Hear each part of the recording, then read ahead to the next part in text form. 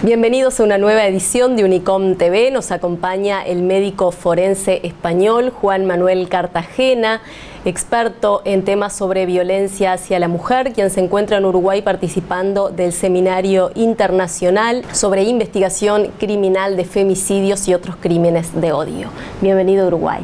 Mucho gusto. ¿Cuál es la importancia de definir al femicidio como un crimen de odio?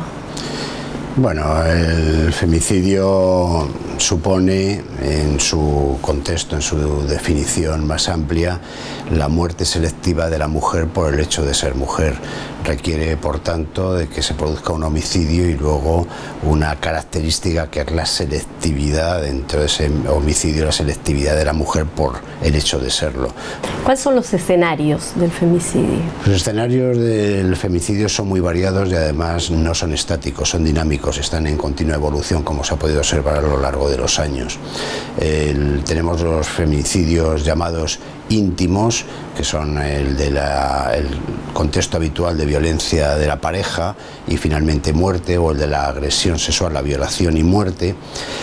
Pero actualmente se tiende más a los escenarios. Existen otros que no son los íntimos, como son los escenarios entrelazados, los de la misoginia, los de los territorios de venganza, las torturas previas, trabajar en investigación los femicidios por escenarios, puesto que nada tiene que ver un femicidio a efectos de investigación, un femicidio en el contexto de una venganza, con una masacre selectiva de mujeres de una misma familia, que un femicidio por consecuencia final de una violencia habitual en el contexto de la pareja. La forma de investigar y lo que nos encontramos, los hallazgos, son totalmente diferentes. ¿Cuáles son las carencias que usted señala que puede haber en una investigación sobre femicidio? Podemos decir que son múltiples, pero el primero de ellos es las deficiencias en la escena del crimen. Las investigaciones defectuosas en la escena del crimen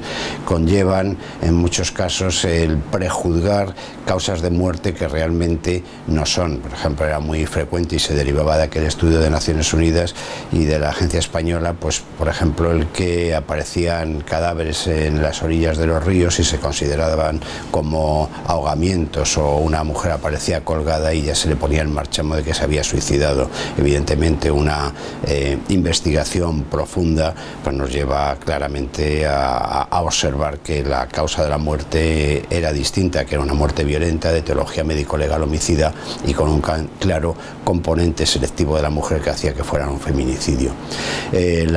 También deficiencias pues en toda la cadena de investigación, en los aspectos técnicos, en la ausencia de determinadas pruebas complementarias que se deberían hacer para alcanzar al autor o autores que cometen el hecho delictivo, el hecho criminal, alteraciones en la secuencia de esa investigación con, digamos, alteración también en la cadena de custodia que invalidaría jurídicamente las pruebas. Es decir, muchos aspectos que unidos han servido para que posteriormente se haya trabajado precisamente en esta línea a través de las guías de recomendaciones para la investigación eficaz del crimen de feminicidio, partiendo de los errores que se observaron en aquellos años 2000-2007 con aquellos estudios. ¿Cuáles son esas recomendaciones?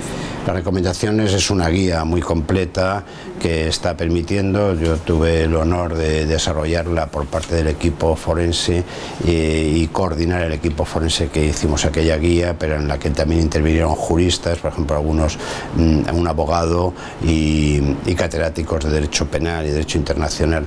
Desarrollamos esta guía de recomendaciones que aunaba pues toda la tendencia, tanto en la parte investigativa en la escena del crimen, como luego posteriormente con las autopsias, los estudios complementarios que hay que realizar, la coordinación entre los diferentes actores que intervienen en la investigación, y a partir de ahí pues salieron múltiples recomendaciones que tienen la idea de que luego cada país vaya desarrollando sus propios protocolos, aterrizándolos a su propia realidad del país, y de esa manera conseguir una armonización a nivel regional, pero partiendo de la realidad de cada país y recogiendo las recomendaciones que aparecían en esta guía. ¿Y cómo ve usted que Uruguay está trabajando en el tema de femicidios y crímenes de odio? Bueno, ¿qué le voy a decir? Yo observo que por parte del Ministerio del Interior existe un interés enorme y que los medios que ayer se presentaban para la investigación son realmente punteros y están en lo último, ¿no?, de tecnología. Ayer presentaban los espectrofotómetros de absorción atómica y todos los medios de investigación en la escena del crimen. Eso es cierto. Sin embargo, no solamente es esto.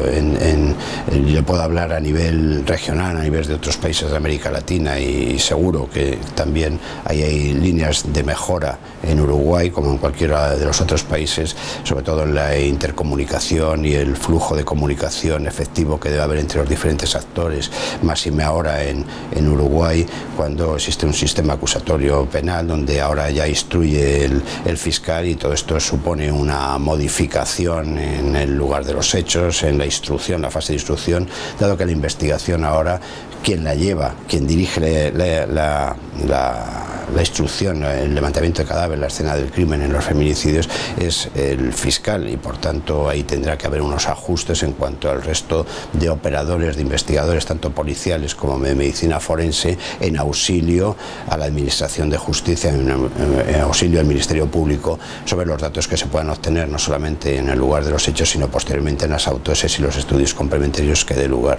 Lógicamente esto conlleva una mejora en la comunicación entre los diferentes actores, al mismo tiempo que cada uno de ellos debe mantener el rol de investigador que le corresponde. Doctor Juan Manuel Cartagena, muchísimas gracias por su tiempo. Muchas gracias a ustedes.